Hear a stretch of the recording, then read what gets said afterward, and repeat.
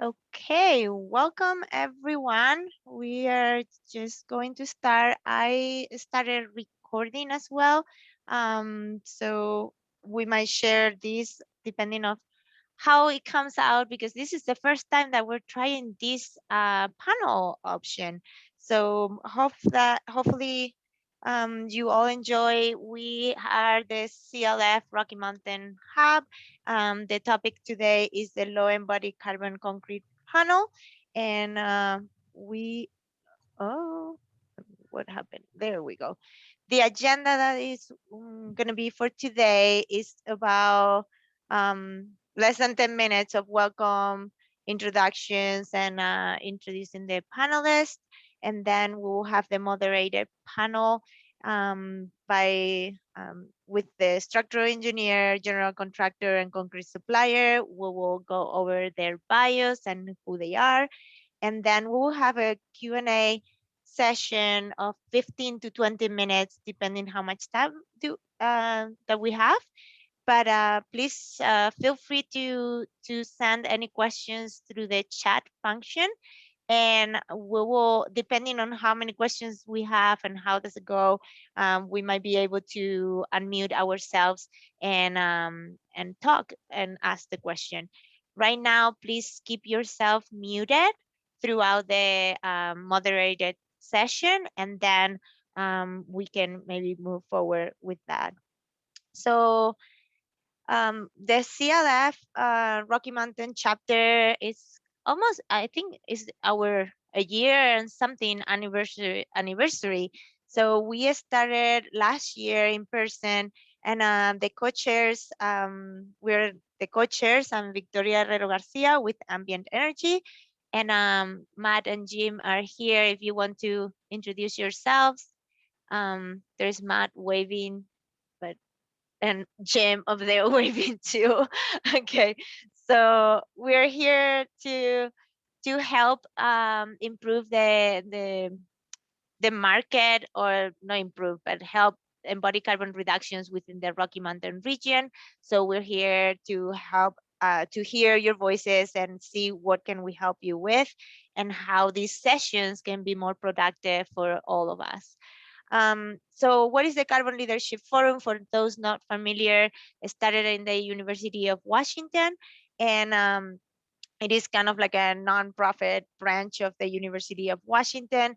The Carbon Leadership Forum .org is the website if you want to look for more details and a lot more information that you will find here if you're not very familiar with the topic. And different cities and globally there have been creating hubs, they're called. So we have the Carbon Leadership Rocky Mountain Hub. What is embodied carbon briefly? So for those not familiar with the terminology, it is all the impacts, the environmental impacts that a product or the construction of a building generates. So from extraction to manufacturing to the end of life, that CO2 is CO2 normally represented as equivalent, and is called global warming potential, if you have heard of that. And the reason why it's equivalent is because include the 6 main greenhouse gases, sorry. And we can talk about many different things when related to embodied carbon, but for these groups, since we are talking about concrete specifically, I was just showing this graph that kind of represents of like how much the materials within the built environment is the impact of the greenhouse gases, and then this little comparison of like emissions by the cement industry is approximately 8% of the total global emissions, whereas the emissions by the aviation industry is about 2% of the total emissions. So just to keep some numbers in your mind. And then we're just gonna jump into it, and I am going to introduce our panelists. So here are, if you want, the cameras are on, so you will be able to see them. So here is Michael Lyons. is a project engineer with KLNA Structural Engineers, which has offices throughout Colorado and Wyoming. He works in the Golden, Colorado office and has over 8 years of experience working on commercial, public, and mixed-use buildings, specializing in concrete, post-tension, and steel frame structures. He has a passion for sustainability and the structural engineer's role in influencing the built environment throughout his career, and has recently joined KLNA Team Carbon as a concrete material expert to help forward his company's goal to quantify and reduce embodied carbon in our industry. Mike Eads, our contractor side, graduated from Colorado State University in 2005 with a bachelor's in science in construction management and a minor in Spanish. Mike has been in the commercial concrete industry for 16 years with an array of projects under his belt.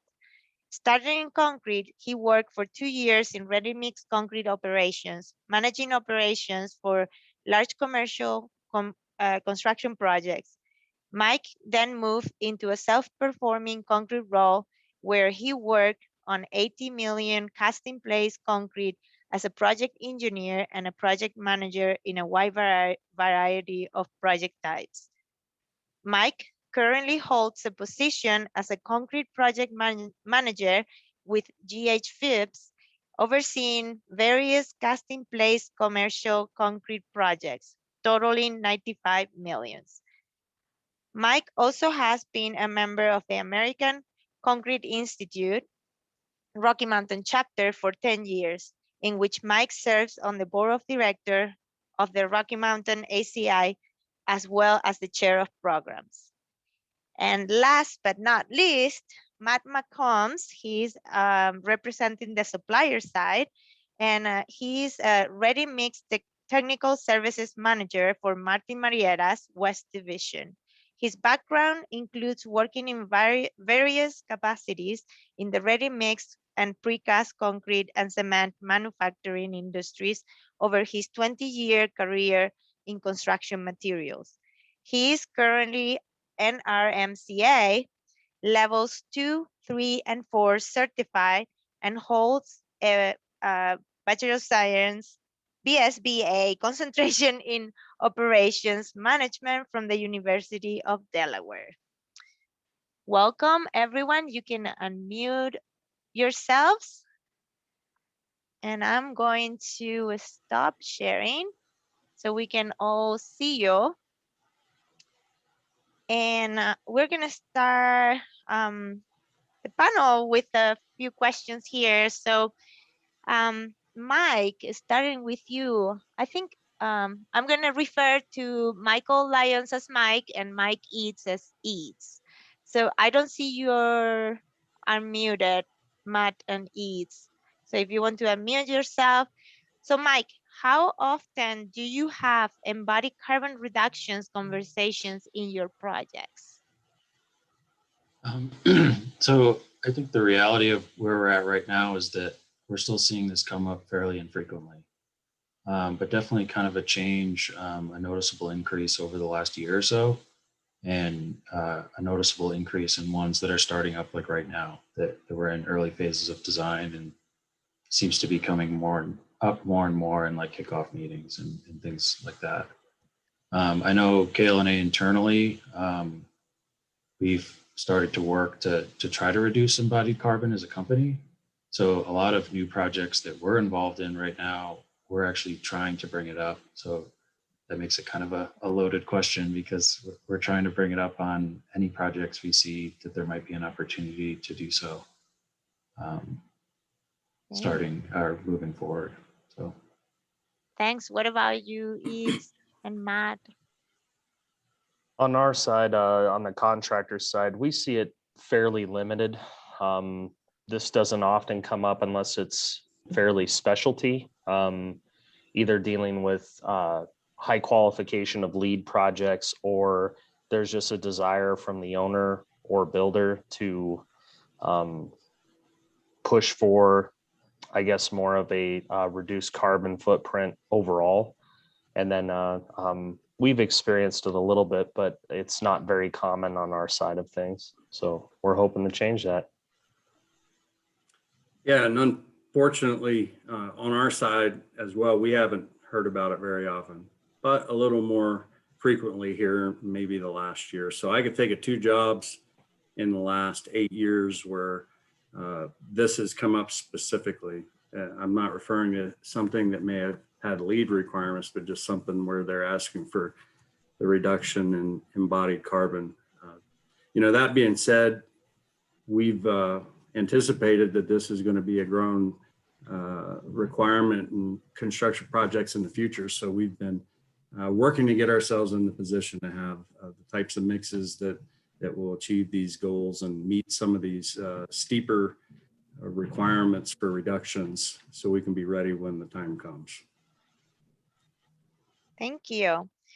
And question again for the 3 of you, and you can answer whichever order you want, but from your experience, when you hear about low embodied carbon concrete in a project, what things are most important to maximize the effort to reduce embodied carbon? I can go first again. That's fine. So I think the thing in terms of especially like our actual deliverables for a project, we've been really focusing on our specifications. So for us, that means for concrete specs in particular, trying to push towards more performance-based specs rather than prescriptive. So very recently in the last 6 months or so, we've made some changes to our specs to try to accommodate that. So trying to only specify water cement ratios and air content where it's required by ACI 318 and the durability requirements. We've started to strip out slump as a spec item, except for where it's required, such as at drilled piers. And then put more definition into our spec of what the actual performance criteria is that we're looking for, whether that be strength or shrinkage or maturity data when it's available, or even EPD data when it's available. So we have performance criteria for the embodied carbon that we're talking about. And then also trying to build in not requirements for emerging technologies, but at least language that opens it up for suggestions to emerging technologies, whether it be new products that are out there, alternative cement types, actually changing the duration of like 28 versus 56-day breaks. So trying to just allow that, not force it on the team, but allow that to happen. I mean, beyond that, it's we can change our specs, obviously, and make those changes, but there's a lot that goes into it in terms of what's the owner's goal, what's the project team's goal, because we have to kind of change how aggressive our specs are based off what the team's goals are and what the owner's goals are. And then I think the other guys are going to talk about it in a little more detail, but then on their end of the spectrum, their willingness and experience with these kind of topics also plays a pretty significant role. Right. And for our side of things, first we need to see the specs and understand what the engineer or the engineer and architect have in mind for what we're trying to accomplish.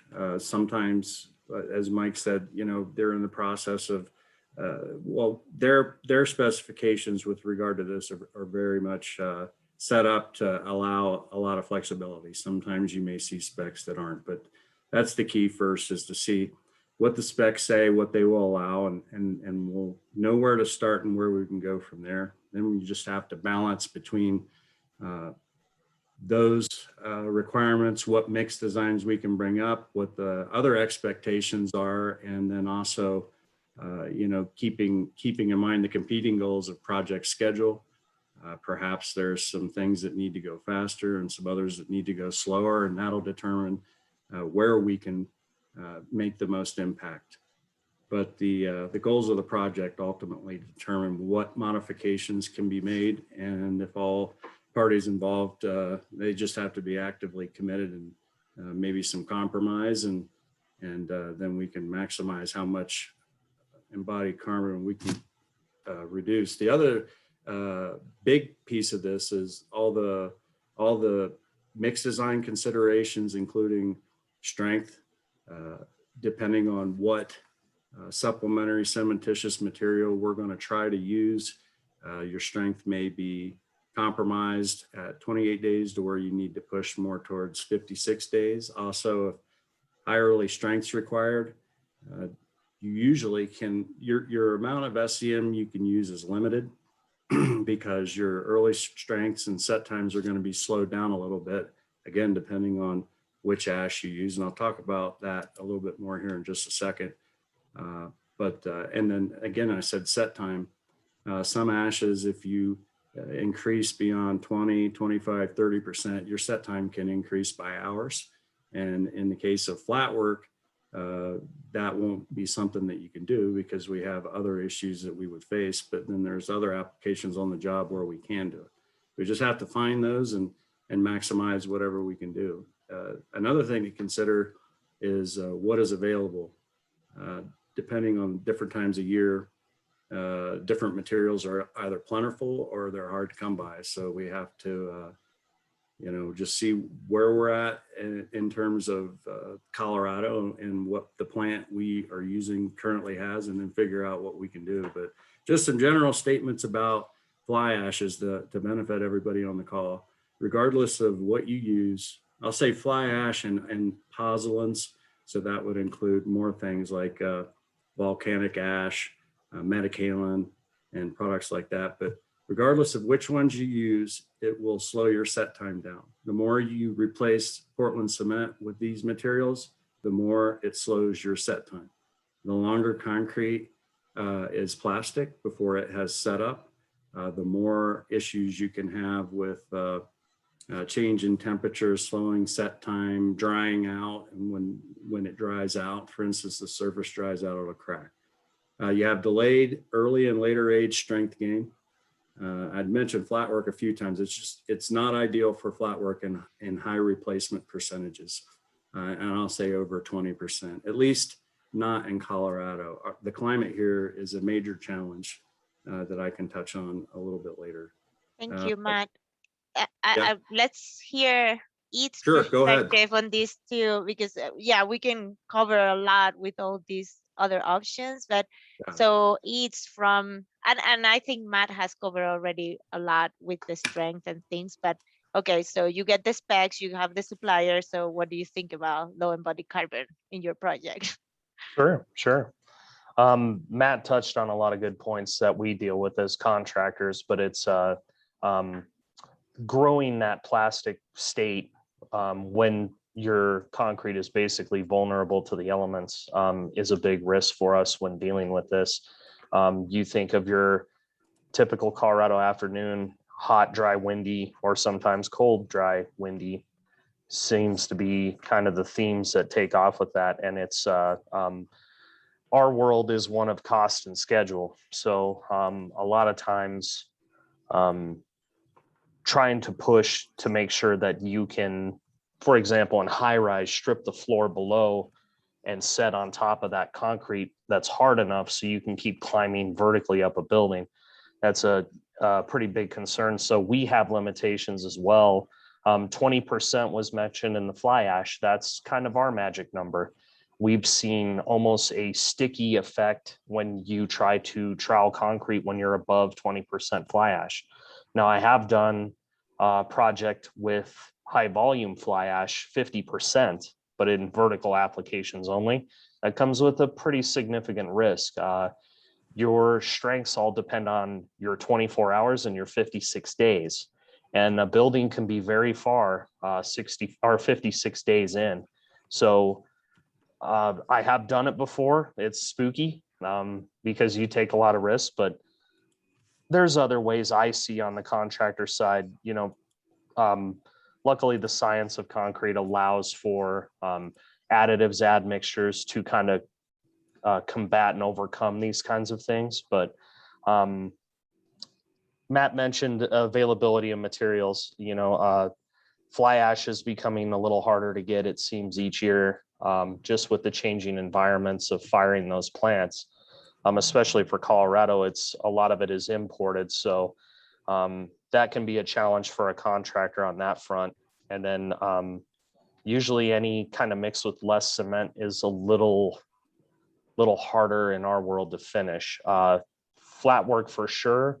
In vertical application, fly ash certainly helps with the creaminess of creating that nice slick finish on the outside. But cement tends to be kind of the most preferred, I guess you could say. So it's just learning how to work around those kinds of things to achieve quality. It does provide better durability, I will say. And the Class F fly ash jobs that I've done, the long-term effects of the concrete seem to be significantly stronger and more durable, more dense. And I guess as I hear these Thanks. guys talking, I mean, to me, it's in terms of the most important, maybe just highlighting one of the things I said of just the owner and project goals, right? So there's sort of one small amount of things we can do if it's not a goal of the project. But like these guys both said, there's risks just because of the unknowns even, and among other things, if you do try to do more than a certain range. So it's if the owner and project team aren't, if that's not a priority, then we're a little, there's no reason to take that risk, kind of in a vacuum. But And that brings us, Mike, thank you, to that follow-up question. So how do you engage with owners and design team on this topic to make this happen, to make it a priority? does that come to me again? Whoever wants to. I can jump in, Mike, if you want, just since I'm kind of in the middle. Sure. Usually what we try to do on the contractor side is get in front of the design team during the DD and SD phases and try to have these discussions as the design is being developed. It's a little tough when you're in the CD phase and things have already kind of been decided, finalized.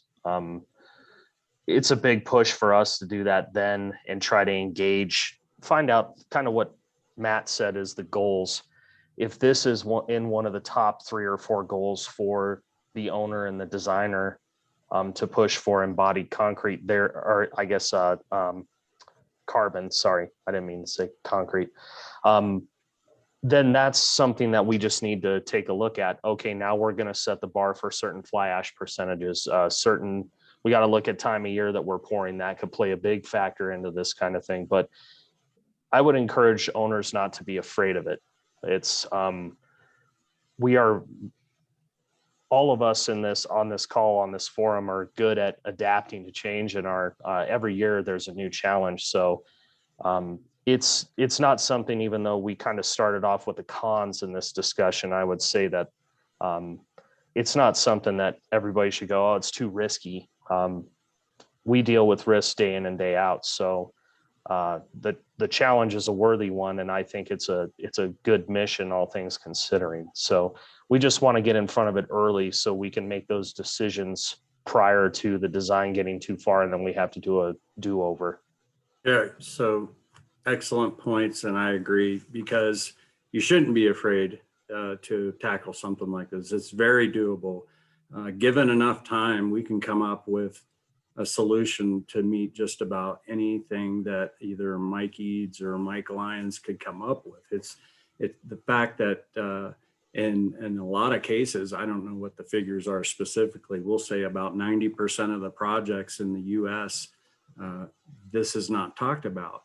If there's more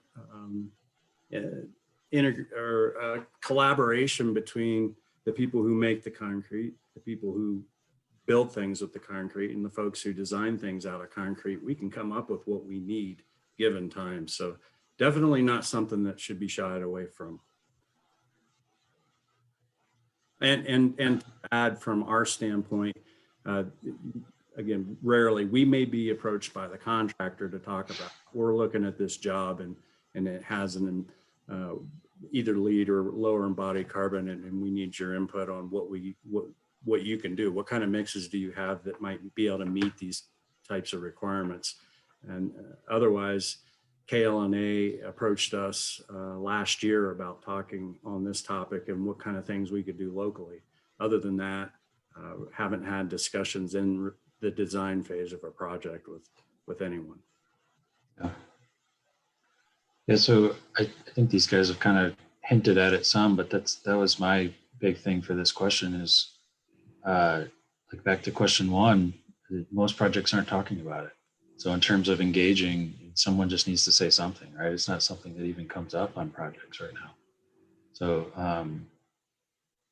I don't, like, you do have to be careful how you engage and who you engage, but just trying to engage someone at some level, like we reached out to Matt a few months ago, just so when we see his name on a project, we have that kind of baseline to say, oh, you remember talking about this? What can we do now that we have a project we're working on together? And I think a little more specifically, concrete can be easier to bring up because even if they don't have goals, their cement replacement can save money if it's workable for the project. So that's sort of, even if it doesn't result in those cost savings, that's one way to like just get the attention and get the conversation rolling that that possibility could be out there. Yes, and also I would say all suppliers that are in the concrete production business, precast, ready mix, it doesn't matter. Cement is the most expensive component in your mix design, and for as long as I've been in the industry and longer, which is a fairly long time, you have to focus on the most efficient use of cement possible because it is your most expensive component by a long shot. So if there are fly ashes we can use, we are trying to use them everywhere we can. If it's a different kind of pozzolan, because fly ash is short in supply, we're figuring out where can we get it, how can we get it here, and how can we use it? Because again, cement is expensive, and at the end of the day, by efficient use of it, we are in effect reducing the carbon that's generated during cement production. So that's always been a focus in concrete production business, whether it be specifically for what we're talking about today, or that's just something that you're also achieving by trying to be efficient. And it's not even, I mean, it could even just be less cement with no replacement too, right? If you got a tighter QC program and a tighter range in your data. Sure. I mean, there's a lot of ways that you can get that down. But. And there's been a lot of tools introduced in the last, a lot more recently in the 5-year period, we'll say, but in the last 10 to 15 years, there have been a lot of companies coming up with design software that focus on porosity of ag skeletons and packing densities and how to minimize that and lower your total amount of cementitious needed to get the same performance out of a mix. It's really been, I'd say, gaining a lot more traction lately. So that's right. Yeah. You can do more without even using a straight cement mix if you have the right aggregates in your mix design. Yeah. Thank you, And Matt. I think the only other thing I wanted to bring up is that I think one common way we see this, an avenue to bring this topic up on projects too, is more often projects do have some amount of sustainability and like energy efficiency goal. So that's often in those types of meetings, whether it's lead or whether it's just efficiency, that's where we sometimes try to use that as an indication that the owner may be interested in learning about the embodied carbon side of things as well. Thank you. So with all that said, then what are the biggest obstacles to supplying low carbon concrete on a more widespread basis? It might be Matt or Eats, what you see that is, what are the obstacles right now? That we've hit on the biggest obstacle, and that is just getting more people involved, primarily owners and designers. So we're starting the whole project out thinking that way. I mean, as locally, even nationally, we make efforts every day to be as efficient as possible as we can with our mix designs, but there's only so much we can do without everyone, getting involved and adjusting their work processes, styles, tools, whatever it is they need to do their line of work to make this work. And then locally, another big challenge is climate. specifically for flat work. Flat work makes up about 40% of our volume, whether it be residential, commercial, municipal.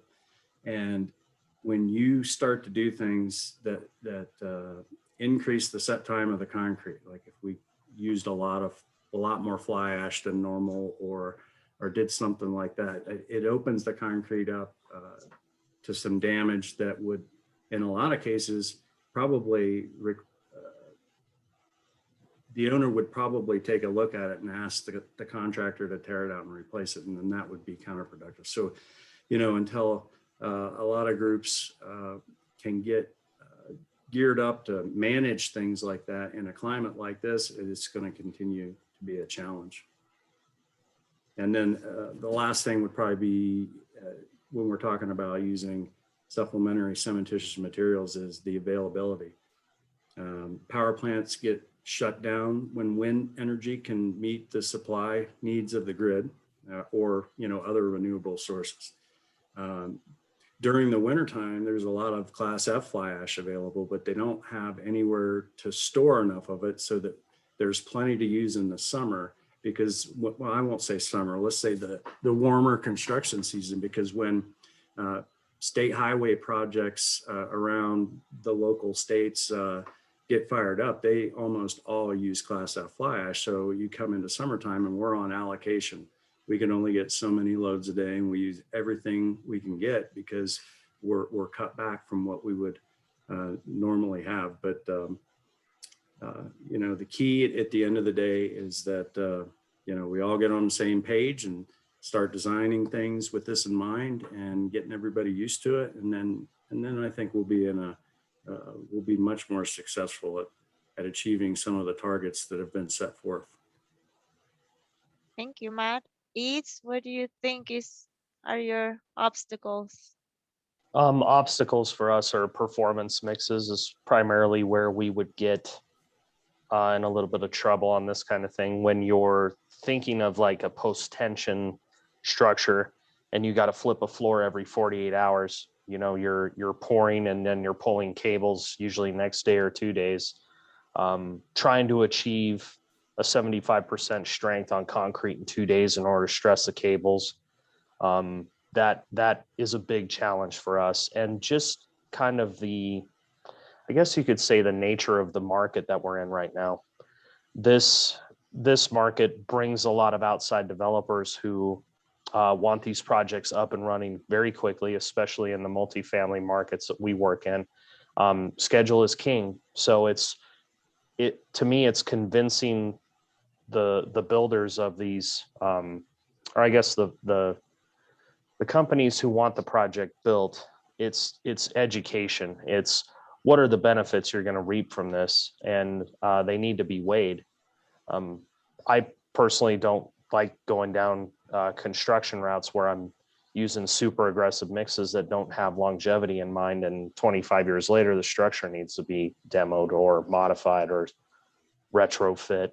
So longevity's more the name of the game, and I think that is really one of the big benefits of this whole movement is utilizing things that basically make the concrete more dense, more durable, more resistant to outside factors, as opposed to just kind of a blow and go mindset. So that's going to be our biggest challenge as a contractor is the education on that, and just hearing it at all levels, I think will really help get the message across.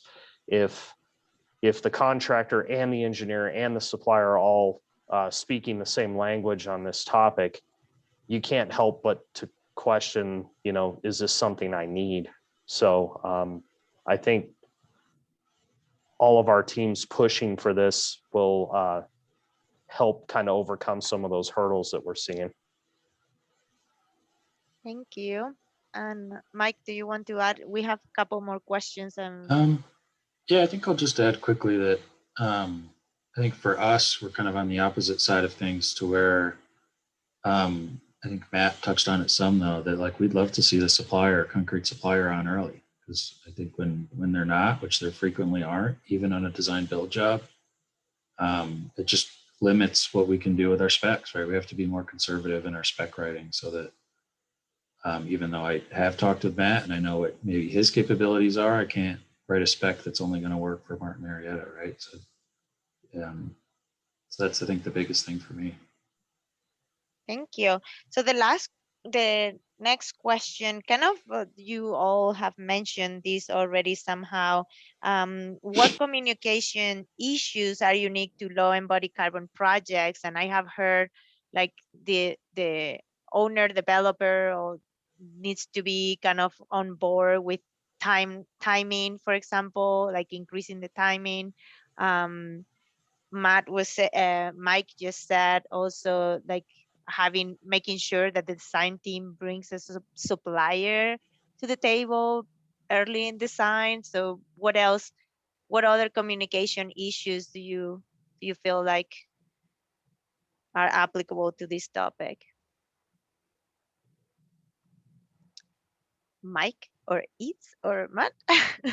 Yeah, I think you hit on pretty much everything. Again, it's just getting everyone involved. It can't be a one person does something and then we're there. It has to be a team effort, because if 90% of the projects aren't targeting any lowered embodied carbon goal, then 90% of the groups out there aren't used to doing it. So it's going to take a little while to get everybody ready to go. If you try to, for instance, try to force it to happen, then it won't work the way everyone wants, like any project. So everyone has to get in this together, and that's going to require communication and willingness to collaborate and compromise and change, which are all tough, but definitely doable. I think that's exactly right, Matt, that my answer to this question has nothing to do with communication during the project. It's all about the learning curve and the education and what not, like maybe they're familiar with sustainability, maybe they're not, but then what is embodied carbon and trying to explain why that's important. And then maybe a step beyond that is that there's some terminology that the Carbon Leadership Forum is very familiar with, but the average industry person isn't. So teaching them that terminology. And so unfortunately, we're still kind of at that level of just making sure everyone's just even understands what the conversation is about. Yeah, I really don't have much to add. You guys pretty much hit it on the head. Thank you.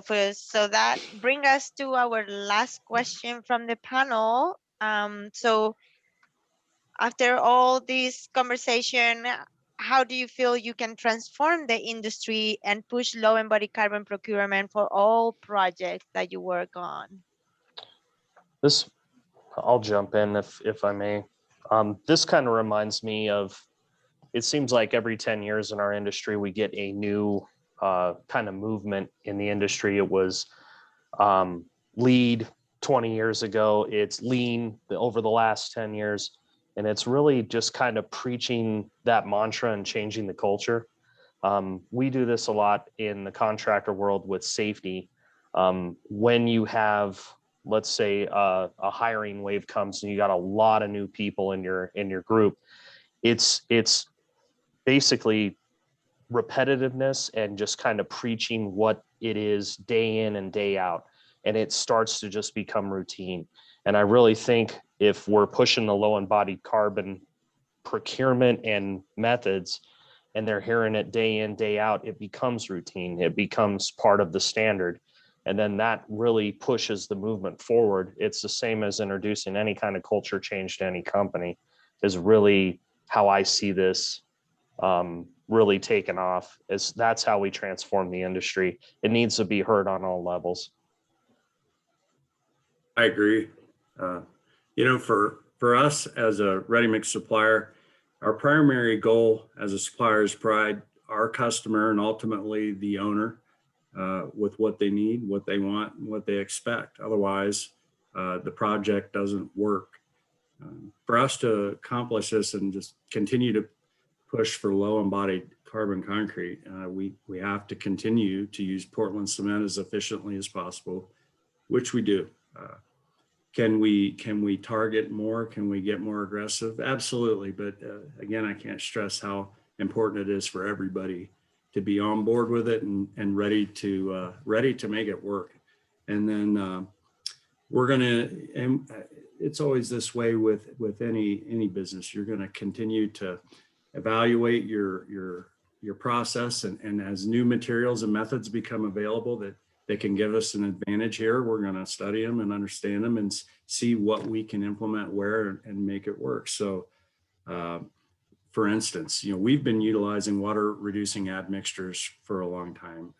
We use water reducers on almost every mix design we produce, and that allows for more efficient use of Portland cement. Performance mixes that are designed with either less cement or utilizing more SCMs. We have EPDs available on our mixes to keep everybody aware of what its impact is, and then just continue to push for where we can and be willing to compromise when we can with others to help get this effort moving in the right direction. Matt, that just kind of triggered a thought from me. Kind of what we see in the contractor world is what is attaching to the concrete. Is there a way to save there? Kind of an example I think of is, carpet and vinyl flooring have their own embodied carbon.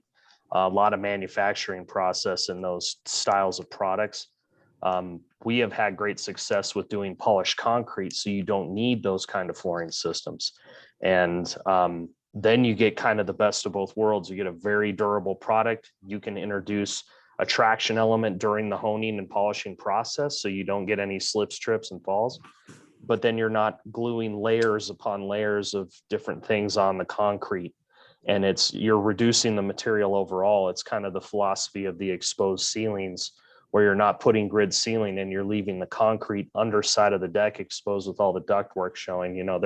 There's techniques in the contractor world beyond when you're starting to deal with other divisions that normally would attach and cover concrete. But I'm a believer that concrete's beautiful. It looks good. It's one of my favorite products. So make it shine, Mike, you triggered something too, as well.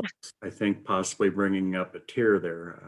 I thought that was eloquent, but I agree with you. And so making ready mix concrete, making precast concrete, delivering it does not have as large an impact to what we're discussing here today.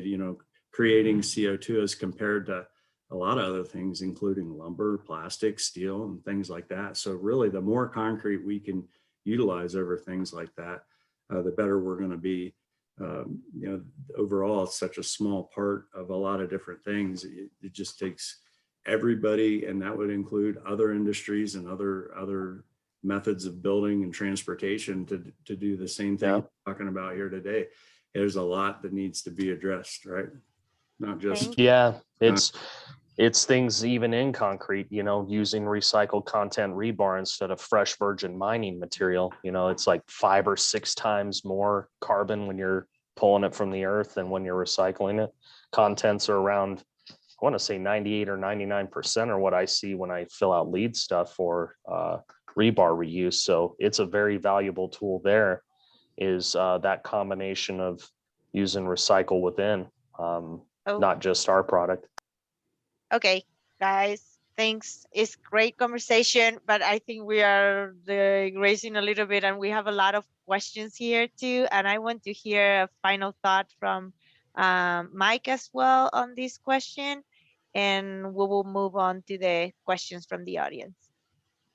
I was prepared to let you go to questions, but okay. I have some final thoughts. No, it's okay. So I think the same theme as these guys, though, that we're trying to make it part of our day to day, and not even just. I talked mostly about specs today, but there are things we can do in design too, making designs more efficient, trying to influence design decisions based on the column grid or structure type that can help on that end of things as well. But then the specs are a big thing we're focused on right now. So being flexible with our specs, monitoring what's going on in the industry, continuing to issue changes to our specs, responding to kind of where things are headed. Thank you. So thank you very much all of you for answering all these questions. And we're gonna go to the audience. There's a lot of questions, and I'm gonna try to cover like the ones that they are um, might be most interesting for all audience. So Bob, I see that you have a couple of questions. Do you want to unmute yourself because there's like the aggregate and then the blended concrete available? So I think you might be able to unmute yourself and ask these questions. I think it will be directly to Matt, most likely. Sure. So, you know, everybody knows that fly ash is not going to last forever. And we need new pozzolans or new techniques to reduce embodied carbon in concrete. So I'm most interested in the things that are upcoming, such as more use of carbon cure, more use of mineralized aggregates, more use of, let's say, clay-based pozzolans and things like that. So that's kind of the nature of both those questions is, you know, what is, I guess a good question for the supplier, for Matt, would be, what things are you aware of that you're excited about, you know, putting into your mixes? Okay. So Carbon Cure, yes, they are local. We're working with them now to get that up and running at a couple of our plants in the state. Really haven't got going yet, but we're almost there.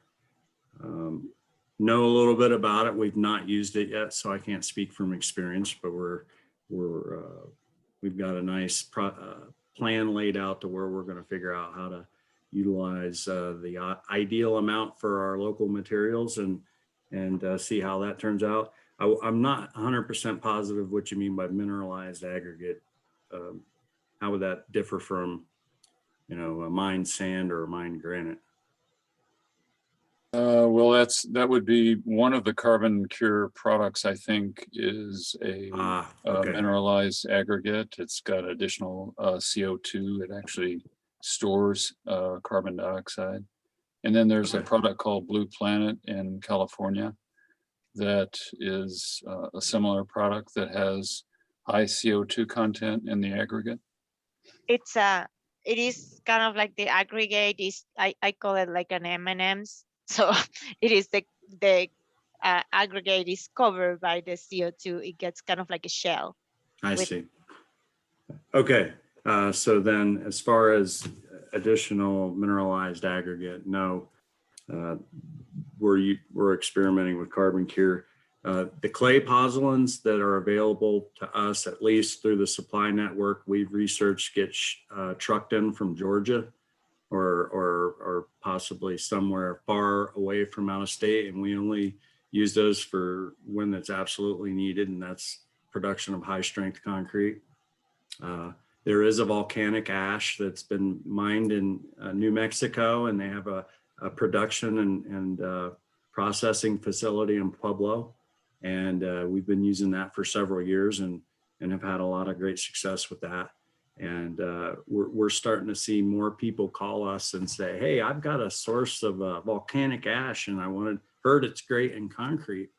Can you tell me if I send you a sample, if you can use it? And the raw ash out of the ground still has to be processed, and you need some kind of a grinding and separation facility to get it to work well in ready mix concrete, or any concrete for that matter. So it requires an investment, but once they get it up and going, they can make a pretty nice product. So that's what's going on here, at least locally in Colorado. I kind of have a follow-up question for you, Matt. And Bob implied that fly ash is going to run out, but you hear a lot about like mining in landfills or improving the quality of lower grade ash to make higher quality ash. Are you seeing anybody in this region or aware of anybody doing that? It's not available here yet. There has been, we spoke with one of our suppliers recently that it's in the near future where as they need it to you know, supply someone somewhere, there's a good possibility they'll start sending some to this neck of the woods. And I didn't mention that volcanic ash. One of the products that they make uses a C ash that doesn't meet specification for use in concrete. It doesn't meet an ASTM C618. They take that product from a power plant in Pueblo, Colorado, I believe, and use about 30% by volume in one of the products they make. So they blend it with the volcanic ash and they call it a remediated fly ash. So if they didn't do that, that ash would be landfill and never be used in concrete. But and we've been using that product commercially for a while in a couple of markets. And as I mentioned, it works great. Thank you. There is a question for Eats here. Is a longer set time as critical for concrete in the ground drill piers? Sorry, Julian, I'm making the questions now because we're running out of time.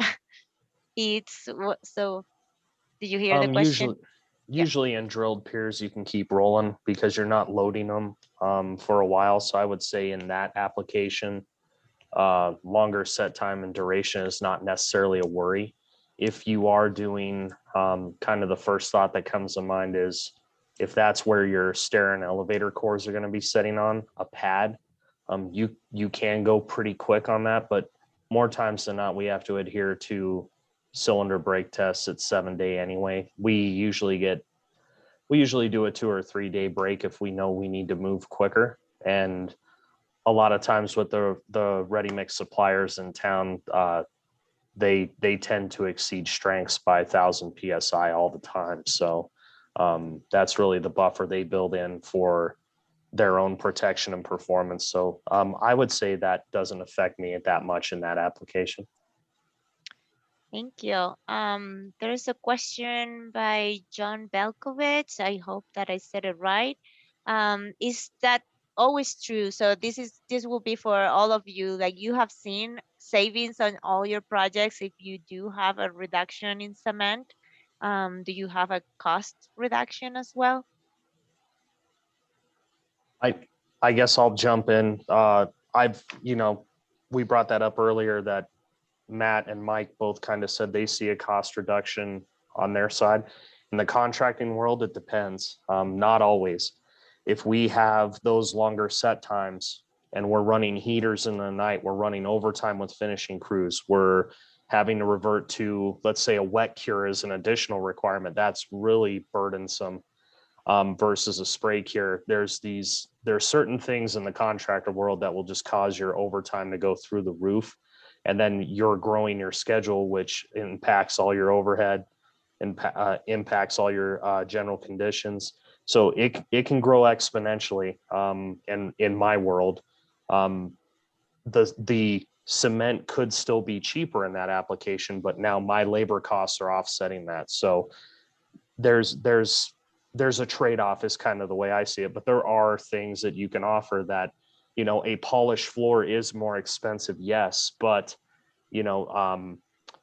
if you're eliminating vinyl and carpet in those areas, did you just offset the cost there? So there's always give and take, it seems, in those kind of scenarios, at least in the contractor world. Thank you. What about I don't know if Mike have seen any cost reductions related to that. And Matt, I think you mentioned on the plan, the less cement that you use, the more cost effective it is. Not 100% of the time, but generally speaking, yes.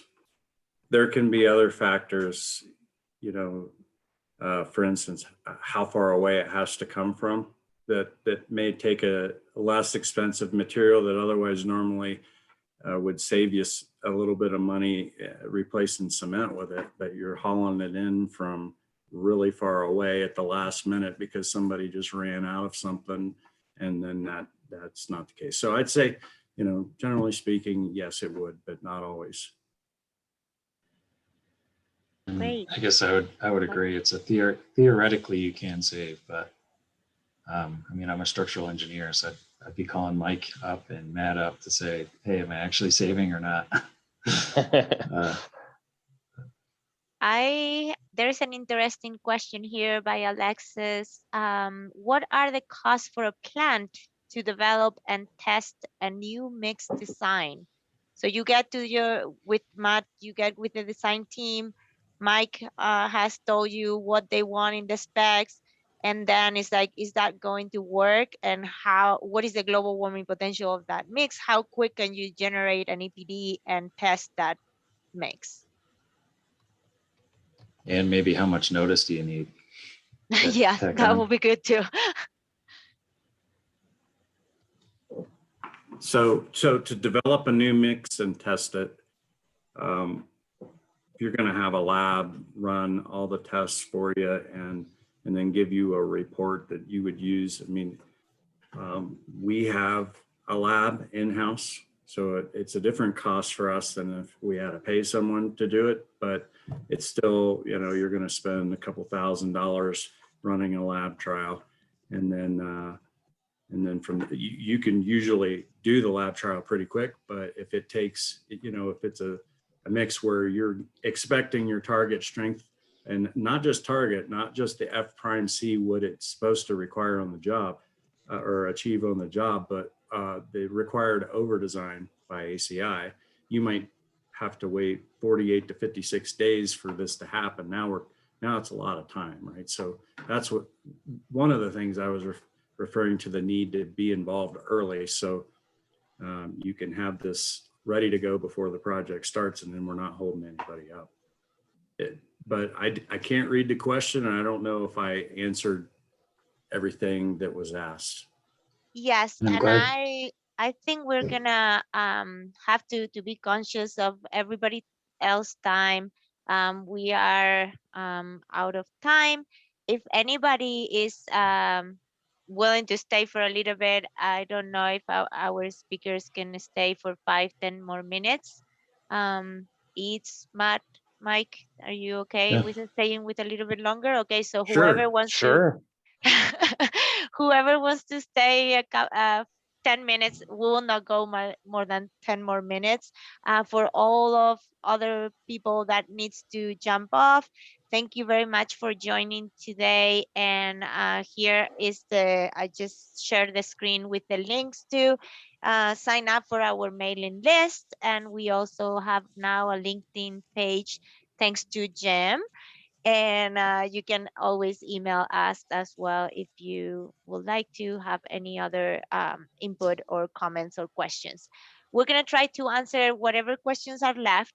And if we cannot get to them, I can put them together in an email and send them to the panelists today, and we will send them through the mailing list to all of you if you are okay with that. So let's go back to the questions. And I know there are great questions everywhere. So, well, let me see who we have missed. I think Julie Edwards had a comment. I don't know if Julie's here. Yep, Julie's here. Still, you want to mm, speak out with your comment? Sure. Yeah, and I think mine tied a little bit to one of the questions that was asked earlier, and that was in regards. So I understand obviously the cement has the biggest kind of embodied energy of the concrete mix, but I'm really curious if you guys are doing any work with recycled concrete aggregates and also alternative aggregate material. Like I've seen recycled glass or other types of materials substituted for the aggregates. We've definitely gotten a lot of pushback on trying to specify recycled aggregate in our mixes, and just want to find out, like, how do we get more acceptance for that? Does that mean that there needs to be you know, a more stringent process when it's recycled to sort it and test it and do different things? Or, you know, I feel like there's just this huge glut of recycled concrete coming down from all these buildings that are being demolished, but we have a tough time kind of getting it on our projects. Yeah, so I'm getting an echo, but recycled concrete aggregate. Right now, any of the concrete that we bring back that ends up being eligible for being crushed up is the demand. There's demand for it in road base or fill or lots of other applications to where, I mean, it's pretty much, you know, either spoken for or gone. You would have to get set up to then classify it and get the sizes that you could use. But you run into other problems, and there's a few things. One, where did it come from? I'd heard that a lot of concrete locally that got tore up at the airport was actually, it had changed to the point where it became reactive because of all the de-icers that they put down on the ground and just the effect that had on it. So then you're going to have to deal with that. So it may not make the most durable product. There are some things you have to keep it saturated because you still have a certain element of your paste and your dust that might still be a part of it.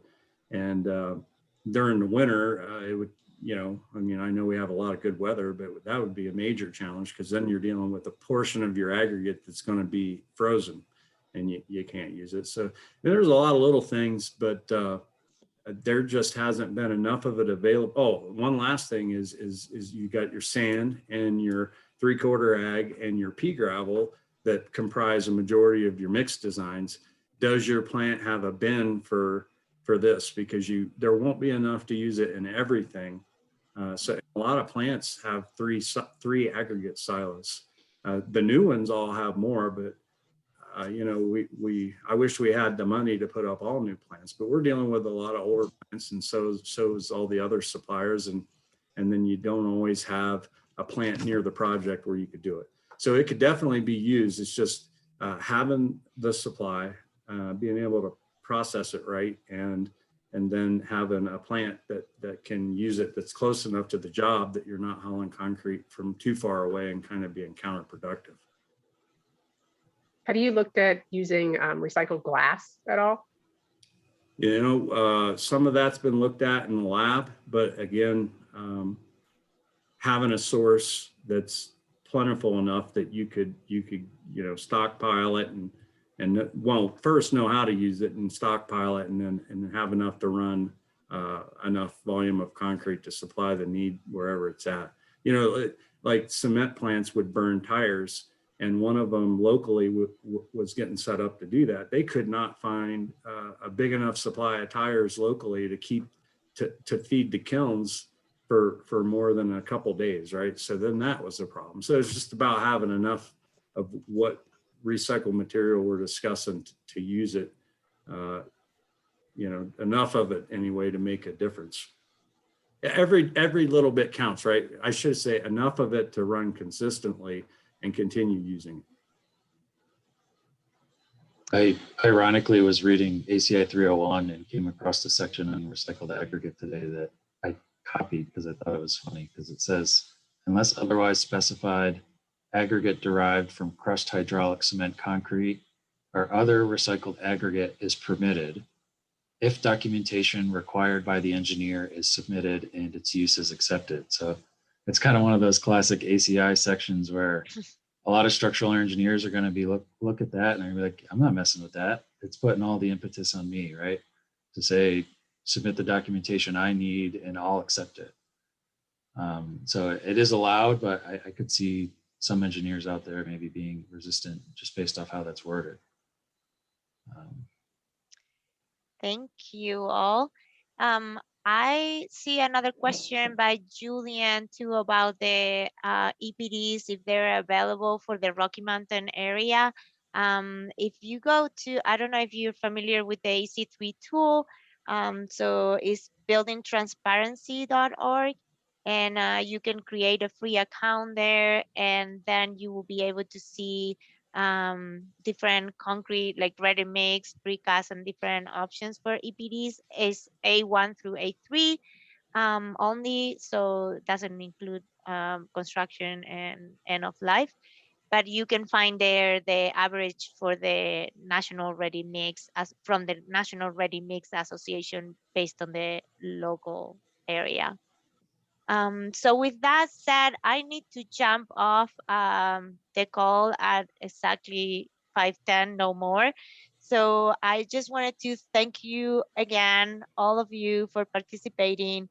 This has been been a great amount of information, and I'm sure if you are willing to share your emails with the audience, probably they will have more follow-up questions directly to you. So this is just a thought that I didn't think. Normally if there is a webinar, you share your emails, but I haven't asked you this before. So if you're willing to share it, let me know, and we can, with the follow-up email that we send to all our members, we can include your email address, and if they have follow-up questions, they can do so. So you don't have to answer now, you can tell me later, but thank you very much, everyone, and have a wonderful rest of your day. Thank you. Thank you.